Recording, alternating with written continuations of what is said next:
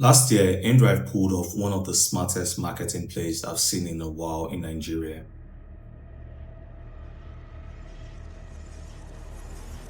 The inDrive Dream Ride campaign had Rolls-Royce, Mercedes-Benz, and celebrities picking up inDrive clients. While on the surface, this might seem like your typical marketing stunt, like a viral play to get visibility. While visibility was a very big part of this campaign, there was a deeper psychological play with this campaign, a branding strategy, and that really highlights the genius of inDrive. In this video, I'll be walking you through the concept, what they try to do with this campaign. Hopefully, if you understand the strategies in it on a deeper level, you might be able to pick things you can implement into your own brand strategy. My name is Steven. I've built and scaled a digital marketing agency for interior designers.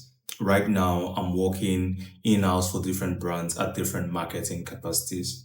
So this video would be a series where I try and explore the biggest or some of the best marketing plays I've seen from Nigerian businesses. And hopefully, if you're watching this, you're a brand or you're a marketer yourself, there are things you can pull from these videos you can implement into your own brand strategy as a way to grow. inDrive had a problem.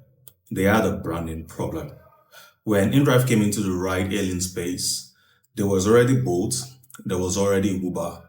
They needed a way to differentiate themselves from the market, and they came up with the ability for their customers to negotiate pricing. This came with its own problem, because the fact that people could negotiate their prices on inDrive, they automatically assumed inDrive was like a cheaper alternative to Bolt or to Uber. And the thing is, if you've used inDrive, you know the price difference is not actually that significant from the other alternatives, right?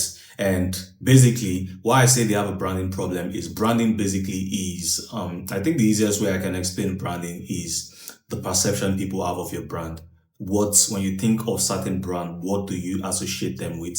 So when you think of Nike, you think Michael Jordan, you think basketball, you think sports, right? So that's basically branding, that's association. The association, the perception people had with inDrive was this was the cheaper alternative, and it really wasn't the case. And you can see how this could affect conversions and their revenue, because if I'm trying to book a ride on Bolt is too expensive, then I want a cheaper alternative, and I go to inDrive, it's not actually cheaper. So I'm not actually getting that right. I'm guessing they had a client acquisition problem. Not that they couldn't get clients, but the cost per acquisition was definitely very high. So they work with a brand called Dynasty Africa. I'll be leaving a link to a video they made of the behind the scenes of these campaigns below this video. So the strategy they came up with was they needed to make the right associations. That's basically branding. So they needed to rebrand.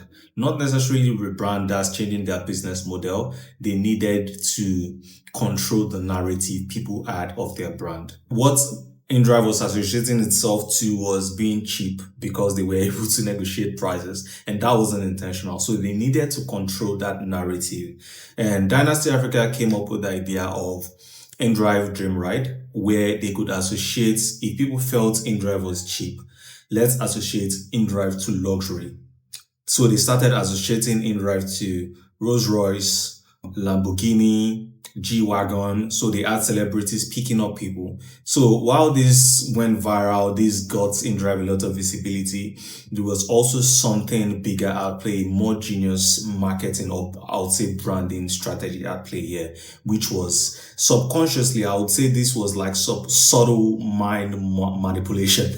People didn't know what they were doing. They understood, okay, I was going to meet celebrities, but there was something else at play, which was people were starting to make the right associations. They were beginning to, when you think of Lamborghini, when you think of Rolls-Royce, you're picturing inDrive. I think one of the reasons why I really liked this campaign is they used one of the fundamental marketing principles, which is show, not tell. They could have easily gotten on camera and tell people, oh, my rides are not cheap.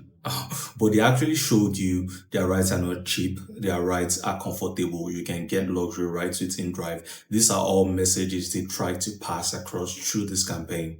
And your ability to be able to think strategically about your brand, try and understand the associations people are making subconsciously about your brand, and be able to tackle that in a strategic way like this. I think it's very genius. You hear people saying you need to control your brand narrative, right?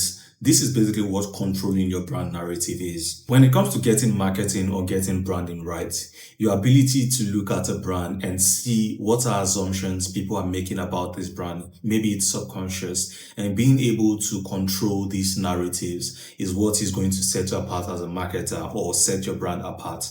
Right? Maybe you don't have inDrive's marketing budget.